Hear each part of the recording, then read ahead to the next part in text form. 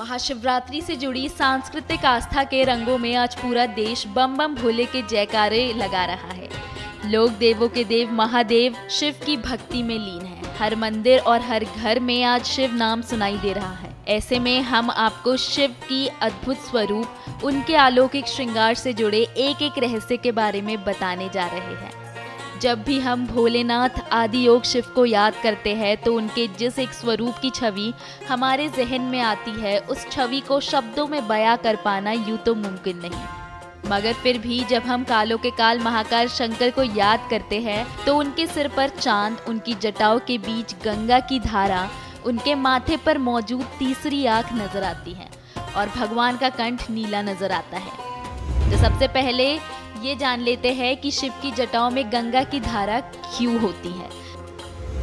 दरअसल मान्यता है कि शिव पुराण के अनुसार भागीरथ की तपस्या से खुश होकर माँ गंगा तेज गति से धरती पर आ रही थी और वो इतनी तेज थी कि सारी धरती गंगा में समा जाती और इसी के चलते भगवान शिव ने उन्हें अपनी जटाओं में बांध लिया और उनकी एक धारा को धरती पर भेज दिया।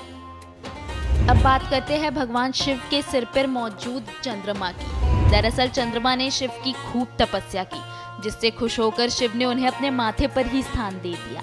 साथ ही चंद्रमा का स्वभाव काफी ठंडा होता है, जिस वजह से मन शांत रहता है। साथ ही साथ ऐसी मान्यता है कि जब समुद्र मंथन हुआ था तो उस वक्त अमृत के साथ हलाहल विष भी निकला था, जो पूरी दुनिया का विनाश करने के लिए काफी था। ऐसे में महादेव ने हलाहल विष पी लिया और उसे अपने कंठ में रोक लिया, जिसके चलते उनका नाम नीलकंठ हो गया। ऐसे भगवान शिव के चित्त को ठंडा रखने के लिए उनके सिर पर चंद्रमा का वास कराया गया। शिव के स्वरूप में आपको उनकी तीसरी आंख भी नजर आती है, जिसे त्रिनेत्र कहा जाता है। तो चलिए बताते हैं आपको कि आखिर ये तीसरी आंख उनकी खुली कैसे। पौराणिक मान्यता है कि माता पार्वती ने शिव जी की दोनों आंखों पर हाथ रख दिया था, जिसके कारण पूरे संसार में अंधेरा छा गया था।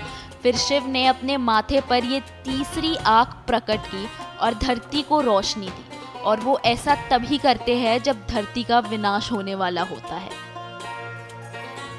भगवान शिव के गले में आखिर क्यों लिपटा होता है नागराज।